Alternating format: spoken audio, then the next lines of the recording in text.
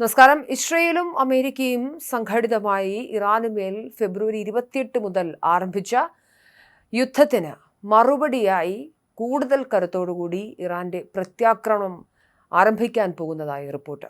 Donald ട്രംപിന്റെയും Benjamin നെതന്യാഹുവിന്റെയും നേതൃത്വത്തിൽ ഇറാനെതിരെ നടത്തിയ ആക്രമണത്തിൽ പരമോന്നത നേതാവ് ആയത്തുള്ള അലി ഖമനേയി കൊല്ലപ്പെട്ടിരുന്നു. ഇതിന് പിന്നാലെ ഇറാന്റെ ഭരണകൂടത്തിലെ പ്രധാനപ്പെട്ട ആളുകൾ, സൈനിക മേധാവികളുമൊക്കെ വധിക്കപ്പെട്ടിരുന്നു.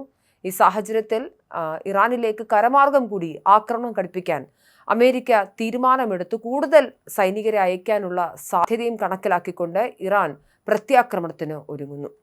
ഇറാന്റെ ഭരണകൂടം ആണവായുധം നിർമ്മിക്കാനുള്ള ഒരുക്കങ്ങൾ ഊർജിതമാക്കിയതായി റിപ്പോർട്ടുകളുണ്ട്. ഇസ്രയേൽ ആക്രമണങ്ങളെ പ്രതിരോധിക്കാൻ ആണവായുധം അനിവാര്യമാണെന്ന നിലപാടിലാണ് ഇറാനിലെ ഇസ്ലാമിക് റെവല്യൂഷണറി ഗാർഡ് കോർപ്സ്.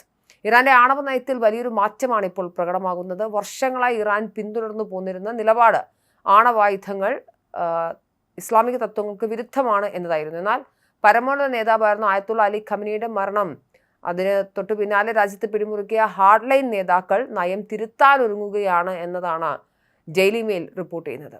അന്താരാഷ്ട്ര ആണവ വ്യാപന നിരോധന കരാറിൽ നിന്നും പിന്മാറാനും പരസ്യമായി ആണവായുധങ്ങൾ നിർമ്മിക്കാനും അവർ ആലോചിക്കുന്നതായി റിപ്പോർട്ടുകൾ വരുന്നുണ്ട്. ഇസ്രയേൽ ആക്രമണങ്ങളെ പ്രതിരോധിക്കാൻ ആണവായുധം മാത്രമാണ് ഏക പോംവഴിയെന്ന് ഇറാന്റെ സൈനിക വിഭാഗമായ IRGC വിശ്വസിക്കുന്നുണ്ട്.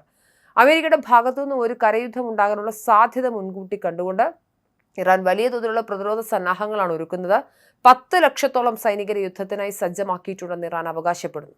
ലോകത്തിലെ എണ്ണ വ്യാപാരത്തിന്റെ പ്രധാന പാതയായ ഹോർമൂസ് കടലിടുക്കിന്റെ നിയന്ത്രണം പിടിച്ചെടുക്കുക എന്നതും ഇറാന്റെ മറ്റൊരു പ്രധാനപ്പെട്ട ആവശ്യമാണ്. ഇതിന്റെ ഭാഗമായി പ്രധാന എണ്ണ കയറ്റുമതി കേന്ദ്രമായ ഖാർഗ് ദ്വീപിൽ ശത്രു സൈന്യത്തെ തടയാൻ കരയിലും കടലിലും മൈനുകൾ വിതറി അവർ സുരക്ഷ ശക്തമാക്കിയിട്ടുണ്ട് എന്നും റിപ്പോർട്ടുണ്ട്. അമേരിക്കൻ പ്രസിഡന്റ് ഡൊണാൾഡ് ട്രംപ് ഇറാനുമേൽ കടുത്ത സമ്മർദ്ദമാണ് ചെലുത്തുന്നത്.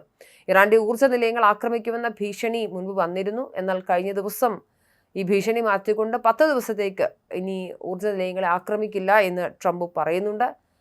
എന്തായാലും സമവായ ചർച്ചകൾ എങ്ങും എത്താത്ത സാഹചര്യവും ഉണ്ടായിരുന്നു. അമേരിക്ക ഒരു 15 നിബന്ധന ഇറാന് മുന്നിൽ വെക്കുകയും അത് അനുസരിക്കുന്ന പക്ഷം ആക്രമണം അവസാനിപ്പിക്കാമെന്ന് പറഞ്ഞിരുന്നെങ്കിലും അമേരിക്കയുടെ 15 പദ്ധതിയെ ഇറാൻ പരിഗണിച്ചിരുന്നില്ല.